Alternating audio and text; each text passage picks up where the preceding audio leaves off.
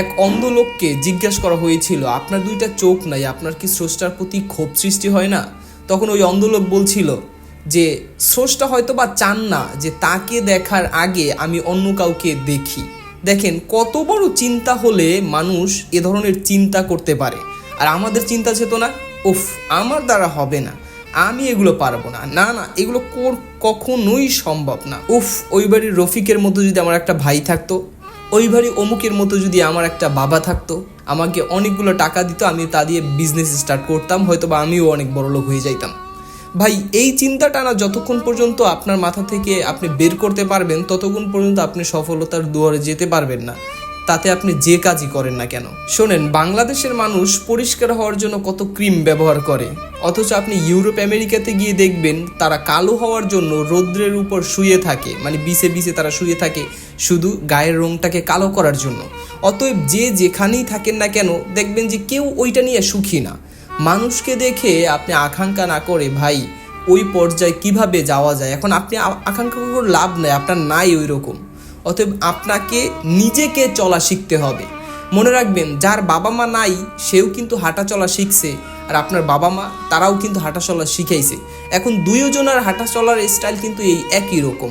অতএব আপনার আত্মীয় স্বজন নাই বড়, আপনাকে টাকা দিয়ে হেল্প করবে, আপনি সফলতা পারবেন না, মানে আপনি হাঁটতে পারবেন না, এটা একেবারে অযৌক্তিক বলে আমি মনে করি। শোনেন, জৈবন হচ্ছে এমন একটা জিনিস, আপনি ইনকাম না করলে পৃথিবী হারাম, আর ইবাদত না করলে আখিরাত হারাম। অতএব দুইটা কি এই লাইফটাই, মানে ওই দুইটাকে গেইন করে নিতে হবে। শোনেন ভাই, জীবনে পিছিয়ে পড়া বলতে কিছু নাই। মনে রাখবেন, টিকিট কাটতে যাওয়া লাইনের শেষ মানুষটাও কিন্তু কোনো এক সময় টিকিট পাবে। অতএব সেই পর্যন্ত অপেক্ষা করা, সেই পর্যন্ত কষ্ট করাটাই হচ্ছে আমাদের ধৈর্যের সবচেয়ে বড় সীমারেখা। একটা কাজ করতে গিয়ে হবে না, এটাই স্বাভাবিক। একটা আইসি একদিনে হবে না, এটাই স্বাভাবিক। একটা আইসি উঠাতে গেলে বল উঠে যাবে, এটাই স্বাভাবিক। একটা আইসির কাজ করতে গেলে মাদারবোর্ড ফুলে যাবে, এটাই স্বাভাবিক। প্রত্যেকটা মানুষের এই দিনগুলো পার করেই আজকে ভালো পর্যায়ে যাদেরকে দেখছেন তারা ওই লেভেলে গেছে। হাতে ফোন ডেড হয় নাই, সে একদিন মোবাইল সার্ভিসিং শিখে গেছে, সে হয়তো বা কারো কাছ থেকে কোর্স করছে, তার মানেই সে অনেক আপডেট হয়ে গেছে। এই চিন্তা চেতনাটাকে বাদ দেন। আপনি চাইলে কোনো ট্রেনিং সেন্টার ছাড়াও আপনি ভালো কাজ করতে পারবেন, এটা আমি 100% বিশ্বাস করি। শুধু প্রয়োজনটা হচ্ছে মনোবল। আমাকে বারবার উঠে দাঁড়াতে হবে, আমার দ্বারা হবে না, উঠে দাঁড়াতে হবে। প্লিজ ভাই, আমি আপনাদেরকে এই মোটিভেশনগুলো সবসময় দেওয়ার চেষ্টা করি। আমি জানি আমরা অলস, এই মোবাইল সার্ভিসিংয়ে আসলে অলসতারা বেশি কাজ করে। আপনি এভরিডে কন্টিনিউ, আমার জন্য না, আপনার জন্য, আমার জন্য না, আপনার সেই প্রিয় মানুষটার জন্য যাকে আপনি সুখে রাখতে চান, আমার জন্য না, আপনার বাবা মার জন্য, যারা 5 মাস 5 বছর 10 বছর পরই বৃদ্ধ হয়ে যাবে, তাদেরকে মেডিসিন সহ কত কী দিতে হবে। তাদের মুখের দিকে তাকাই হইলেও নিজের জীবনের প্রতি তাকান, যাতে আপনার জীবনটা সুন্দর হয়, কারণ আপনার পুরো পরিবার আপনার দিকে তাকাই আছে। আইসির কাজ করতে গেলে যে ছোটোখাটো ট্রিক্সগুলো প্রয়োজন, সেগুলো কিন্তু প্রতিনিয়তই আমি আপনাদের মাঝে আপলোড করে যাচ্ছি।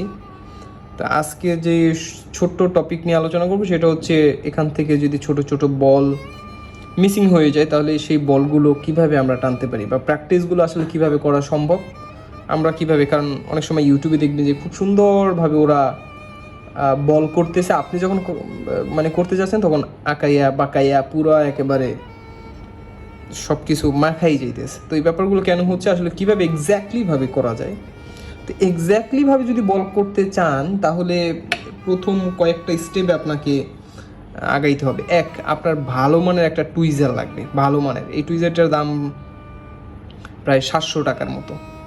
তো এই টুইজারটা, এখানে ময়লা লেগে গেছে, এরকম একটা টুইজার ব্যবহার করতে হবে। আর আমরা তো ব্যবহার করি এই সমস্ত টুইজার, হ্যাঁ, এই সমস্ত টুইজারের দাম হচ্ছে 150 থেকে 250 টাকা। তো এই টুইজার দিয়ে কখনো এই কাজগুলো করা যাবে না। এই কাজগুলো করতে গেলে আপনাকে প্রথম একটা ভালো টুইজার লাগবে, এটার মাথা খুবই সরু, ওকে, একটা না দুইটাই লাগে। তো এইটা একটা লাগবে। দ্বিতীয়ত হচ্ছে আপনাকে এইগুলোর ব্যবহারটা খুব ভালোভাবে জানতে হবে। আচ্ছা, আমরা আগে এইটা নিয়ে আলোচনা করি। এইটা দাম 300 টাকার কাছাকাছি বা তার বেশি, কম বেশি। আপনারা দেখতে পাচ্ছেন এটার মধ্যে ছোট ছোট বল আছে, এটার কয়েকটা স্টেপে বলগুলো হয়। এখানে আছে কিছু খালি বল, তারপরে এই যে ছোট বড় বা বড় ছোট প্রত্যেকটা, মানে এখানে কয়েকটা ধাপে, যে কয়টা ধাপে মোবাইলের বল হয় সেই কয়টা ধাপেরই এখানে দেখতে পাচ্ছেন ছোট ছোট বল দেয়া আছে।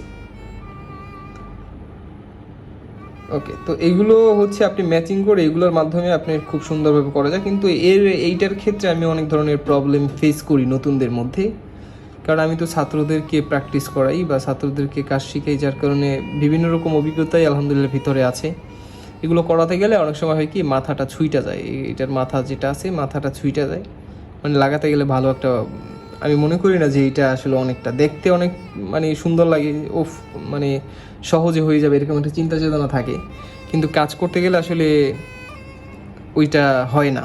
কাজ করতে গেলে অনেক প্যারা নিয়ে তারপর কাজটাগুলো করা লাগে।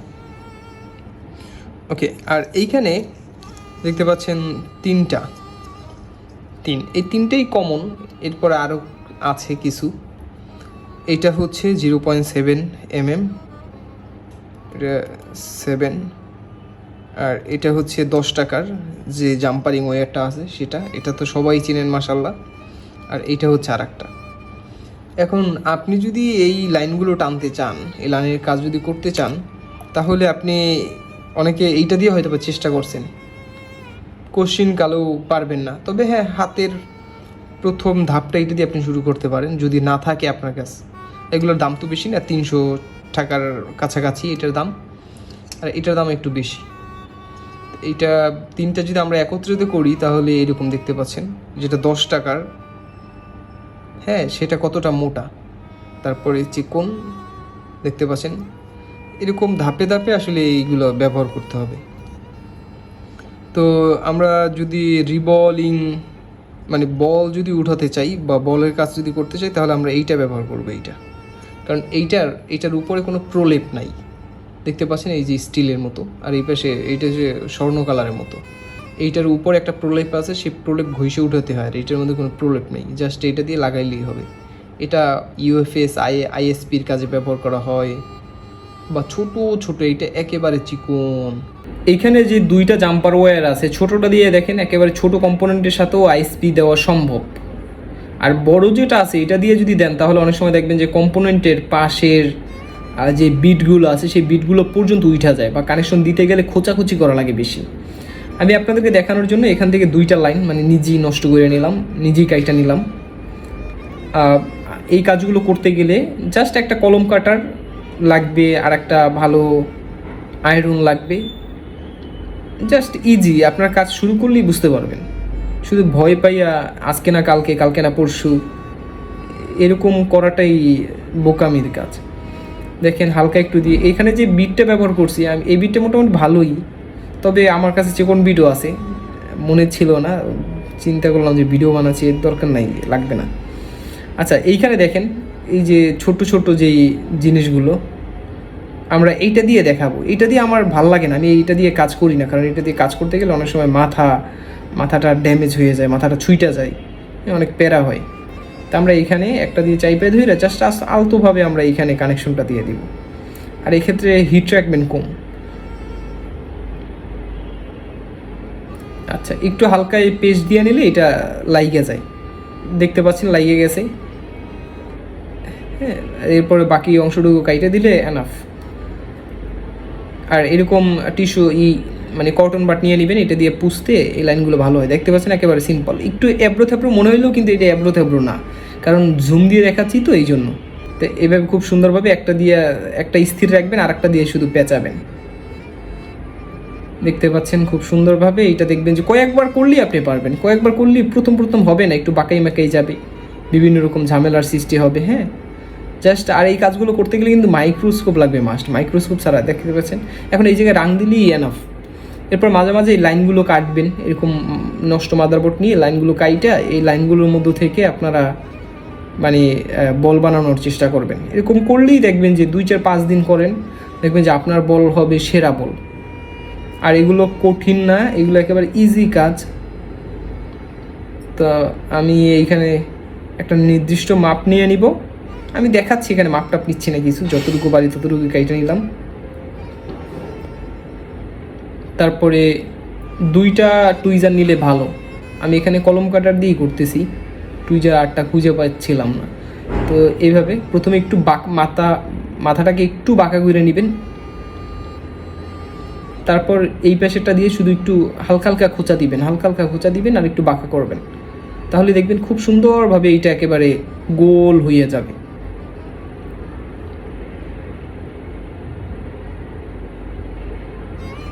দেখতে পাচ্ছেন আমার এটা কিন্তু গোল হয়ে গেছে। হ্যাঁ, তো আপনি করতে পারলে আরও সুন্দরভাবে করতে পারবেন।